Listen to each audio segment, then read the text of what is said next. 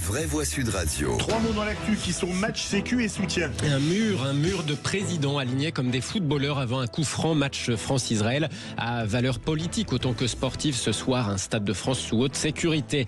Travailler gratuitement 7 heures par an pour financer la sécu. Idée lancée par des sénateurs. Proposition intéressante et judicieuse, répond le ministre de l'économie Antoine Armand sur Sud Radio.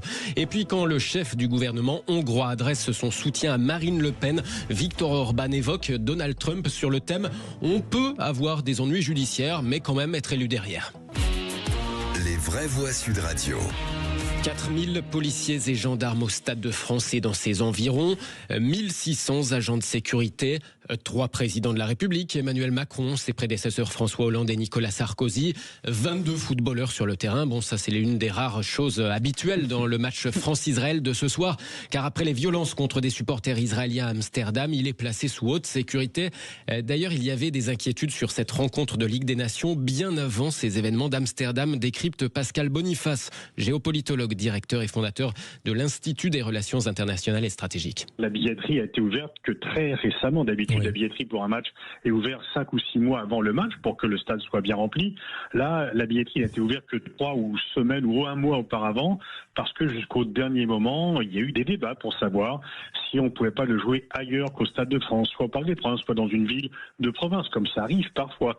Le fait de le jouer à l'étranger, de ne pas recevoir l'équipe israélienne en France, a tout de suite été éliminé, comme le fait la Belgique, comme le font d'autres pays. Donc la décision a été prise assez vite de faire le match, mais certains disaient est-ce qu'on ne peut pas le faire à huis clos? Mais si on fait un match à huis clos, on risque de déplacer les violences autour du stade. Pascal Boniface de l'Iris avec Alexis Poulain ce midi sur Sud Radio. Le Stade de France va donc sonner à ses creux, 12 à 25 000 spectateurs pour une capacité de 80 000. Les autorités israéliennes ont incité leurs ressortissants à ne pas s'y rendre. Quand au contraire, la France a voulu rassurer les éventuels supporters israéliens.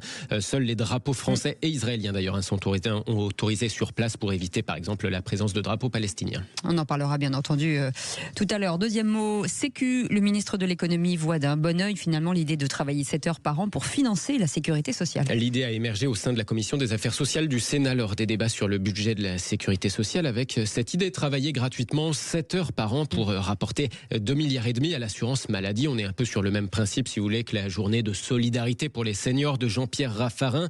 7 heures par an pour la sécu, eh bien pourquoi pas, répond sur Sud Radio le ministre de l'économie Antoine Armand. Je trouve que c'est une proposition qui est intéressante, qui est judicieuse. Vous la retenez ? Et qui... On va avoir le débat parce qu'il faut évidemment regarder le détail. Antoine Armand, mouillez-vous, vous la retenez ou pas ? Je ne vais pas vous dire ici qu'on la retient alors qu'on doit la travailler ensemble. Ce que je vais vous dire ici, c'est que toutes les propositions qui vont dans le sens de dire il faut travailler davantage, on en prend acte, on les étudiera. Pourquoi ?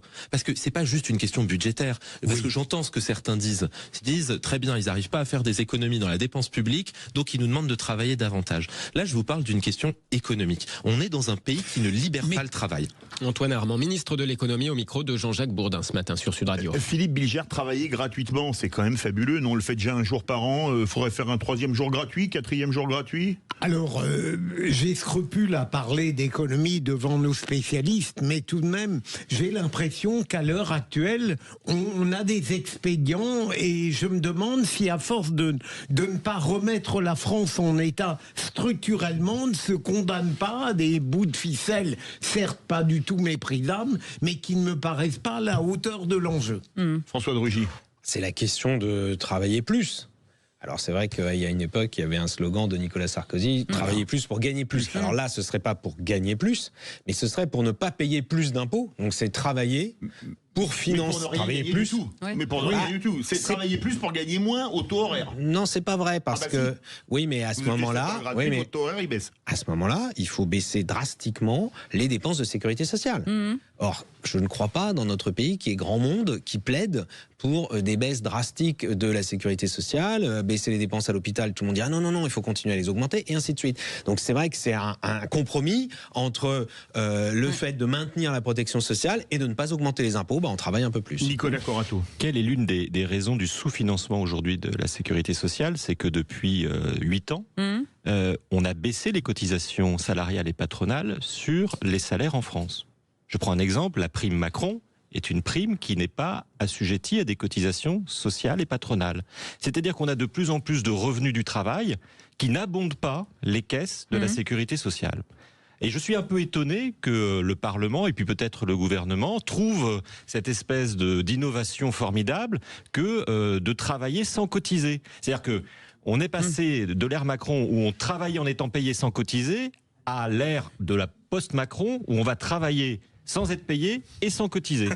Il y a quelque chose qui m'étonne et dans ce schéma glissant, je pense qu'il faudrait qu'on revienne à un financement beaucoup plus responsable des caisses de sécurité sociale et se dire qu'à chaque fois qu'on travaille, il y a des cotisations patronales, il y a des cotisations salariales qui viennent abonder notre régime social, même si celui-ci doit faire des économies, même si on doit mieux le gérer. Troisième mot, soutien, celui du chef du gouvernement hongrois à Marine Le Pen. Viktor Orban adresse son soutien à la double finaliste RN de la présidentielle après ses réquisitions du parquet sur l'affaire des emplois d'assistants parlementaires au Parlement européen.